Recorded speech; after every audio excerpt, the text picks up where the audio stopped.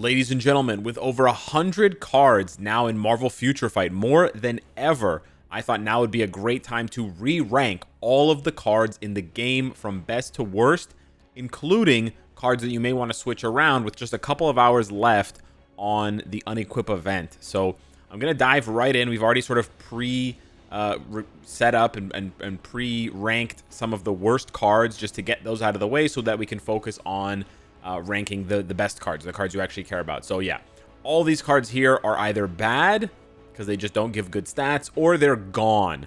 Gone meaning that they are anniversary cards that you can no longer obtain, and they're just obtained for the collection aspect of it. And all of these cards, of course, are useful for the card collection aspect, so you should get at least one copy of each of these cards to Mythic. But once you do that, you can just, use it to reroll, use it to feed to your agent level. You shouldn't be equipping any of these cards, even as a brand new day one player. Now, when we get up to the second tier of yellow cards here, this is where new players should start paying attention. These are free-to-play cards that work for now, and that's basically what the title is. Free-to-play works for now. These cards will have a combination of either, energy attack, physical attack, all attack, ignore defense, and skill cooldown. And those are the 5 stats that you really want to be focusing on as a new player. In particular, the last 2 that I mentioned, ignore defense and skill cooldown, those are super duper important for new players. However, there's an additional wrinkle in the game now because brand new players are given 2 Doctor Strange cards for free. So I did want to cover those cards. They are this whole card here, and then they are the prison card as well, the Damnation Doctor Strange. So these 2 cards are given for free for new players. If you are a new player, or if you're a returning player who has bad cards and then you get these cards for free, my advice is equip them. Equip them as long as they don't replace any premium cards, because each of these Doctor Strange cards gives you 1.5% Pierce, so you get 3% Pierce absolutely free. However, the Doctor Strange cards do fall into the same category as the Monsters Unleashed cards, which is that they're really only for the collection. Now, the collection bonus for the Doctor Strange cards is, I believe, 4 or 5% all attack, which is really nice, and it matches or is very similar to the Monsters Unleashed attack collection. But long term, you do not want to be equipping any of these cards, so you're really only obtaining them for the collection bonus, essentially. Now, you do want to equip those first 2 if you are a new player, but the other 3, you really only collect them as sort of a secondary benefit when you're gambling for other cards that are more important, premium cards that we're going to be talking about soon. And so it falls into the exact same category as the Monsters Unleashed cards. You don't want to chase these cards for anything other than the team-up collection, or the card collection, and you really don't want to be spending crystals on them specifically. Then we get to the next category. This is often the most important because it's the one where players sink the most amount of resources into unnecessarily. These are bait premium cards. Now, they are premium cards. There's 2 of the 5 Korean art book cards, which are super duper rare, and I'll actually add another one to this list here. I think this one honestly is a bait card, and I honestly think that this Captain America card is also bait. Essentially, I think 4 out of the 5 Korean art book cards these days are bait, in the sense that they seem good, they have decent stats, you can craft on them because they're premium cards, but ultimately they're far below the value that you're going to get for other premium cards. So there's really no reason to focus on getting them other than, again, for the card collection bonus, which I'm still missing this Avengers card. So yeah, and everything from here you basically never want to build. You can equip them, but you're going to want to unequip them eventually. Anything from here, again, you can equip it at some point, but you're going to want to unequip it eventually. And then anything from here is, again, just free to play only, and low spending only, and only basically in the beginning. Because even if you're free to play, this should be more like free to play works for now, like new player, right? Because really, even if you're free to play, you get access to a premium card every month or more.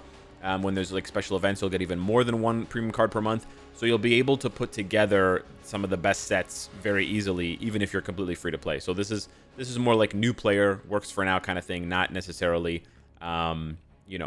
spenders only get access to these good cards.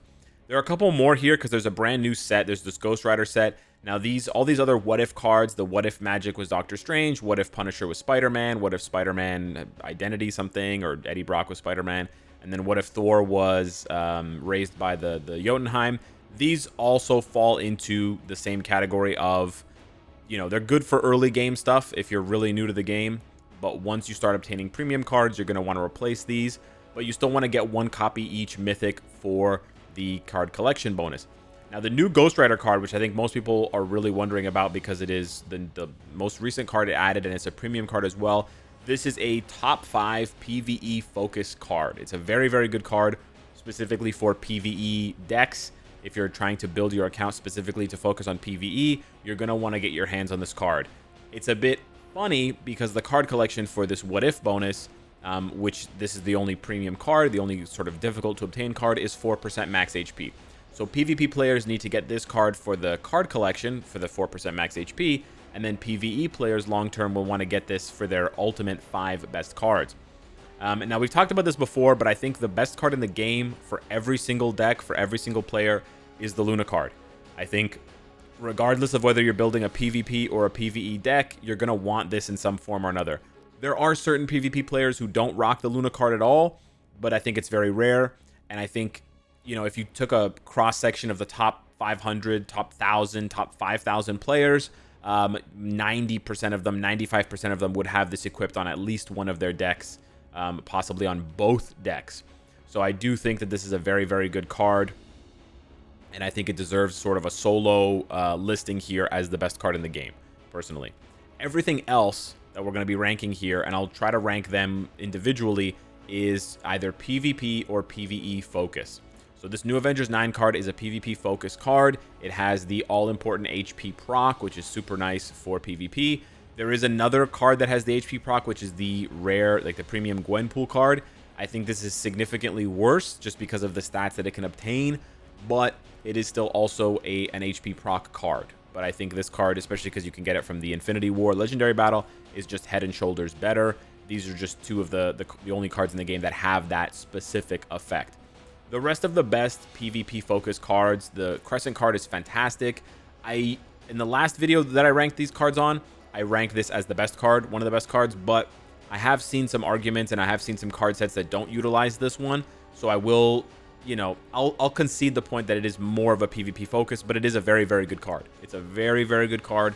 Arguably, it deserves to be here with Luna, but if I had to give it a PvP or PvE focus, yeah, it would be here. And then we have a couple more. The only Korean art book card that has value, in my opinion, is the New Avengers, or the all new, all different Avengers. Very good PvE card. I think it's usable in the current state of the game, and then, you know, when you get access to certain premium cards, but you have to be careful when you're building around it originally, because it can be difficult, but it's easy to roll, at least. The Guardians of the Galaxy card, I also personally think that this is one of the best cards in the game, but again, it does have a bit of a PvP skew to it with max HP, so that's not going to be for everybody, you know, especially players who don't care that much about it and are more focused on PvE. The rest of the PvE stuff, I think the White Fox card is also good. It's not quite as good as these two. There's a little bit of a drop off, but I think it's still a solid card, and it can also work in some PvP sets. I think it is PvE like or leaning sort of, but I still think it's good. Also the Civil War, the Cable card, also I think has a PvE lean like the White Fox card, but like the White Fox card, I think it also can be used for PvP. So it's a little bit tricky. There's really not a huge difference between PvE and PvP sets. Like, it's not 5 completely different cards, mainly because even though you want to stack a lot of HP for PvP, you still need a lot of attack. You can't really sacrifice attack and just go all HP. It doesn't really work. And then you also need defense, which again makes that a little bit more difficult. The Scarlet Witch card definitely has a PvP focus, a lean, even though it has a physical attack, I believe, proc. So it's there, it goes there. The Spider-Man card I think is a little bit worse than the White Fox and Cable card. Also has a PvE lean, PvE focus.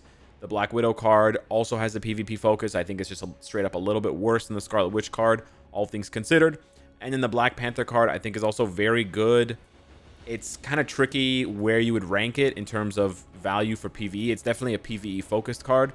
I would say maybe it deserves to be here, but it's not very far off. Like, these cards are all pretty close in terms of their overall value that they can give your account, and it really depends on what you're looking for. So there's a bit of nuance here that I'm not going to get into for every single card, but certain things you want to look for when you're choosing your set. If you want to really plan ahead long term, is you want to look at on the card, what stats can it roll at the bottom. So take, for example, a comparison between the Baby Spidey card and the White Fox card.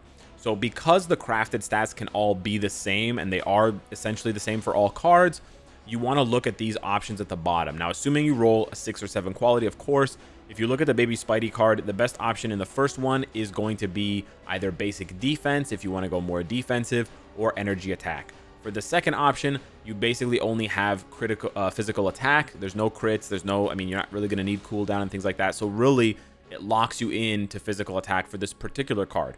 And then for the last slot, you have the option of max HP, which is by far the best roll. And then a lesser roll would be like crit damage if you were going offensive, or maybe energy defense if you were going defensive, but you didn't happen to get the max HP. But as you can see here, if you sort of combine these stats, you get, on average, a much more offensive roll. Now, you could roll the Baby Spidey, for example, with all defense and max HP here, but then you're left with the physical attack roll. So you can see the Baby Spidey card as a card that's maybe more offensively oriented, but leans towards physical attack offense oriented rather than energy attack. Whereas with the White Fox card, you have the physical attack proc, which is the best, but you also have the all defense. So they're sort of competing in that category. Here you have physical attack or energy attack or HP, so you can sort of choose. And then again, here on this one, you don't have that many great options. You have essentially dodge or crit rate. So because certain stats, for example, like Baby Spidey doesn't have to compete with between energy attack and physical attack, but the White Fox card does. But then the White Fox card can get you max HP and it can get you a proc, which is more valuable on average than just a straight roll. So it really depends what you need and what you're looking for more of when you're getting into sort of like the nitty gritty. If you want like 10% more physical attack or 5 or 10% more energy attack, or in the flip side, you want a little bit more physical defense, a little bit more energy defense, that's where there's going to be a little bit of nuance when it comes to these cards here. Like everything beyond essentially the first 2 cards, you can sort of mix and match depending on what it is you're trying to build your account for, and which characters you're trying to highlight the most, whether you want to be focusing, you know, more generally on just like all attack and just, you know, your damage, your all defense kind of things, or whether you're trying to focus specifically on certain energy attack characters because they're better for ABX, ABL, or for certain physical attack characters, etc., for this or for that. So that sort of takes time, and that is essentially on an individual account basis. I can't give you tips for that. But just take note of what's available to roll, and then also take note of how difficult these cards are to roll. That's sort of the last thing I want to end on, because we talked about, you know, oh, if you get this roll or you get that roll. In general, you want to roll, always aim for the highest quality possible, because that's going to make your crafted stats the highest they can be, right? You can see here, these are all rolled 10% because it's a 6 quality card, and then when you hit a 7 quality card, it jumps to 11. So you gain a full percentage, which is valuable. And it also affects these orange stats here. So the difference here between the all attack being 11 and 10 would actually be 2%. And that adds up as you compound it between all 5 of your cards. So you always want to aim for at least 6 or 7 quality. Because you're already aiming for that vector, it makes the probability of you rolling the stats that you want down here, the bonus stats, much, much harder, right? Like it's, I believe to get a 7 quality card that has all 3 perfect stats is like 1 in 6,000, something like that. It's a very, very low chance. Much worse than the odds for gambling a CTP, for example. So you're better off setting your sights on a card where you'll be happy if you roll 2 or 1 out of the 3 bonus options. So from there, then you consider, okay, if I'm only going to roll 1 or 2 of the best options, then maybe this Black Widow card is better for me than this Scarlet Witch card.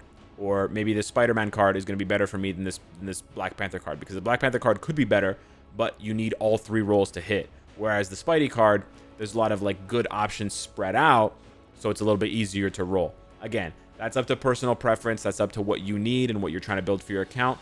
But I think this is how it shakes out for the best cards in the game and how they all are ranked. So hit me up in the comments down below. Let me know what you think. Thank you so much for watching the video. Smash the like button if you enjoyed the content, and I will see you in the next one. Take care.